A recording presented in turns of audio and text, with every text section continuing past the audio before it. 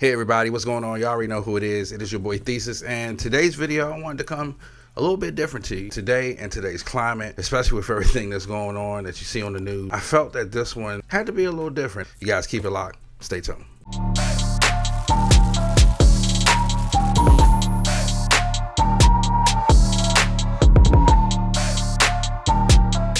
All right, so I definitely want to welcome you guys back to the channel. Thank you so much for all your support. Today, I really wanted to focus on and just talk about something that every creative person deals with, right? That is the essential feeling of just not having any creativity, no inspiration, that feeling of when your brain just says like, yo, I'm done, like I'm over, I have nothing else in it, right? I would like to call that a creative fatigue. And if you have ever been in that feeling of where you've been feeling like stuck or, looking for inspiration, then this video is definitely, going to be for you. The thing I would like to first ask is, why does creative fatigue actually happens? In my experience, creative fatigue happens because it usually means that you either have been pouring out so much of yourself that you just don't have anything that would actually refill you to get you inspired to do it again. A lot of people feel that way. It's a lot of pressure that builds up, right? Making great work is about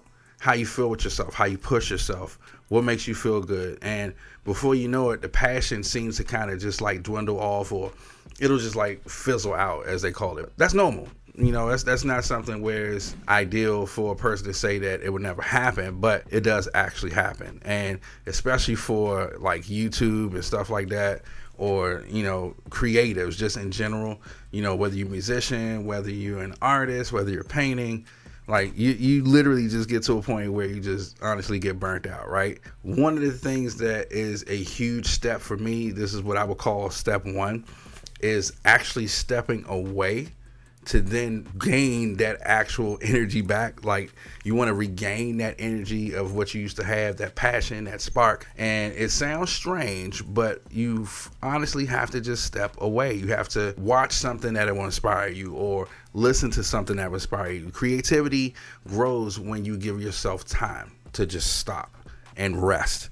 Give yourself space. It's okay. Like, it's going to happen. Just give yourself some time. Give yourself some space. That's one of the things that I think inspired me the most, is to realize it's okay for me to get tired and then not worry about, if I have something right now or something later, but it's okay for me to gain that actual rest and opportunity for me to be creative again. All right. So step two is actually make something small and imperfect. It's okay to make something small. A big reason fatigue actually happens is that we only value our work when it's amazing. And that part is not that good. That's try to give yourself permission to fail. Give yourself permission to do something so small and tiny that you can actually appreciate the messiness.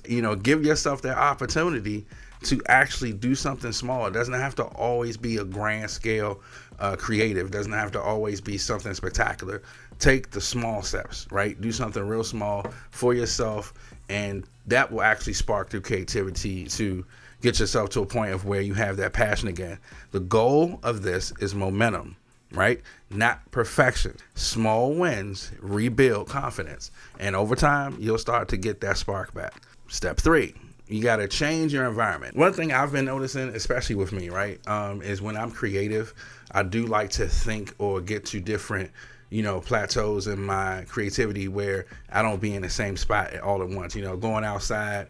And I'm gonna start doing that a lot more now too, even on the channel. I want you guys to envision yourself, to be in a different spot, a different place, even when you can't do it in your mind. Physically doing it does help to change how the creative mind flows. Try a different room, try a different spot, coffee shop. Like, I see a lot of creatives do stuff and I'm like, wow, that's actually cool. So even looking at other people do it, it gives you the spark to say, I want to try that. So that's something that's fun and what you want to do. The fourth step I would say is to actually fuel your mind. And when I say fuel your mind, that basically means input. Input matters, right? Just read, listen, watch, explore. Don't be scared to explore. Take your creativity to that plateau of where you just get so inspired, and it puts you in an actual cycle. And for me, I'm always naturally creative. I'm always inspired to just do something, crazy. And that's honestly been one of my main focuses on this channel, is to get you guys to be inspired at all times. And even for me, I have to stop and do step one and then come back so that I can constantly, give you guys what has inspired me. And that actually leads to step 5, which is connecting with other people, because fatigue can feel extremely heavy, especially when you do it alone, right? So if you talk to somebody or if you collaborate, one thing I tend to do is I go to a lot of people that I follow or people that I know has a creative sense and giving me an inspirational spark. And, I'll have a conversation with them. I'll ask them what has worked for them, what hasn't worked. And one thing I realize is that creativity loves company. It doesn't love being alone, but creativity definitely loves company. And getting yourself involved with people who tends to have, that same spark that you have definitely helps. The thing that I tend to realize too is that you have to have a mindset shift. Like, you have to create yourself to be in a place where you're not so solely focused on just one thing, right? And being creative is a vast majority of a lot of things. And if you are lazy, that's not going to work. But it's okay. You're human. Again, you got to go back and allow yourself to rest. There are a lot of things I've been learning, and being a creative, you get burnt out, period. I know you guys have seen, videos that talk about burnout. Burnout is real. Burnout will, literally suck out every creative life and spec that you have.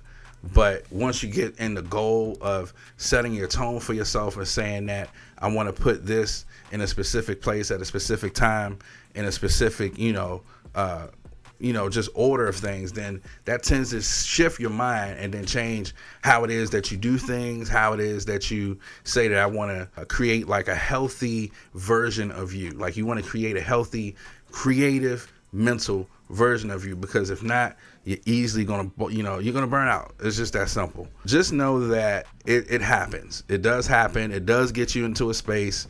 And, if this did speak to you today, hopefully this small little inspiration gave you the spark to understand that you're not alone, you're not by yourself, and that you can, step up and do those things, and to practice, right? Practice makes perfect.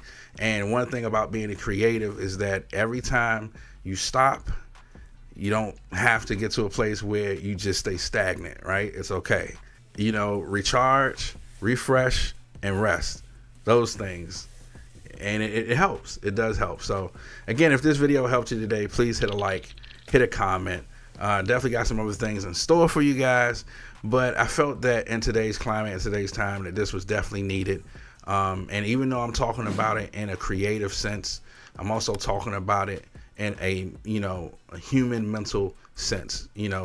Try to allow yourself to get rest, to recharge, and to reset, so that you can be the better version that you can be and inspire others. But once again, another one's done, another one in the books. You guys already know who it is. It is your boy Thesis. Peace.